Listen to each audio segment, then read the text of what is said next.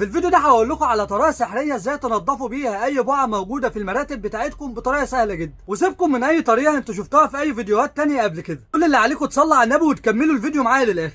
في الفيديو ده هقول لكم على خلطه سحريه لغسيل وتنظيف المراتب بكل سهوله. كل اللي علينا هنجيب اي حاجه فاضيه وهنفضي فيها كوبايه ميه، درجة الحرارة بتاعتها تكون 50 درجة مئوية، يعني يا دوب ايدينا كده تستحمل المية بتاعتها، ونقول بسم الله ونفضيها في اي علبة عندنا صغيرة. بعد كده هنجيب عندنا اي نوع كلور ابيض احنا بنستخدمه في البيت، وبلاش تماما اي نوع كلور خام، لان طبعا الكلور الخام بيكون حامي جدا وبيأثر على اي نوع نسيج سواء كان ملابس او مفروشات او حتى المراتب. وهنفضي على المية نص كوباية كلور. بعد كده هنجيب معلقتين كبار اي مسحوق بودر احنا بنستخدمه عندنا في البيت، ويفضل ان هو يكون مسحوق بتاع غسالات عاديه. بعد كده هنجيب كيس صغير بيكنج باودر، ايوه بتاع الحلويات، وهنفضيه على الخلطه دي. عاوز اقول لكم ان البيكنج باودر افضل مبيض طبيعي تقدروا تستخدموه للملابس البيضاء بديل الكلور، وامن جدا على اي نسيج بتاع ملابس. بعد كده بقى هنقلبهم في بعض كويس جدا، وبعد كده هنجيب عندنا اي بخاخ فاضي احنا بنستخدمه عندنا في البيت، وهنفضي فيه الخلطه اللي احنا عملناها دي. بعد كده بقى نقفل البخاخ كويس ونشيله على جنب. دلوقتي هنرجع نجيب اي حاجه عندنا فاضيه تاني برضو، وهنفضي فيها شويه ميه سخنه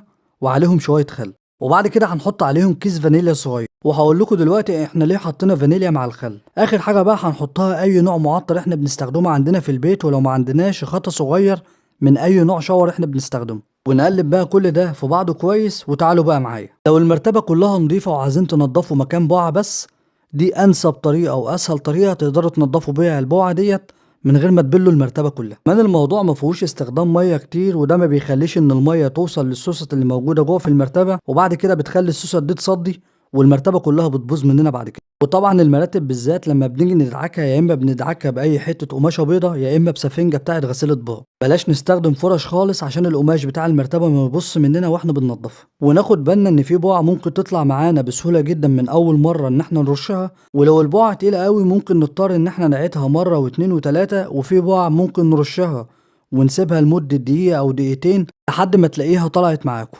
وزي ما انتم شايفين انا هنا عملت نص البقعه عشان اوريكم الفرق ما بين الجزء النظيف والجزء اللي لسه متنضفش. وانا عارف طبعا ان في ناس هتكون مستغربه هو ازاي الكلور ما اثرش على اللون الاحمر اللي موجود في المرتبه.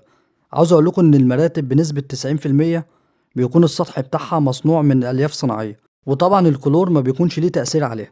بس طبعا ده ما يمنعش ان من باب الاحتياط ان احنا نعمل تيست الاول على المرتبه بتاعتنا قبل ما نستخدم الخلطه دي. بعد بقى ما ننضف المرتبه بالكامل بنجيب الخلطه اللي احنا عملناها في الاخر اللي احنا حطينا عليها الفانيليا، وبنجيب عندنا اي فوطه صغيره واي قماشه تكون لونها ابيض وتكون قطن، وده عشان ننشف بيها الميه اللي موجوده على المرتبه على قد ما نقدر. وبعد كده نشطف الفوطه في الخلطه بتاعه الفانيليا ونعصرها جامد ونرجع ننشف بيها تاني. وبالنسبه بقى لخلط الفانيليا مع الخل، دول افضل طريقه تقدروا تضيعوا بيها الروايح الكريهه او ريحه الكمكمه اللي بتكون موجوده في الملابس او المفروشات او حتى المراتب. اخر حاجه بقى ودي اهم حاجه عشان المرتبه ما تعملش مننا ريحه كمكمه او تعمل عفن، اهم حاجه ان احنا ننشف المرتبه كويس، وده عن طريق ان احنا هنشغل قصادها مروحه، او يفضل ان هي تتحط في مكان فيه شمس، وطبعا ده هيكون افضل. وده في حاله لو غسلنا المرتبه كلها، انما لو نضفنا مكان بقعه بس معينه فالافضل ان احنا نجيب استشوار وننضف مكان البقعه بس. يا ريت ما تنسونيش بقى بدعوه حلوه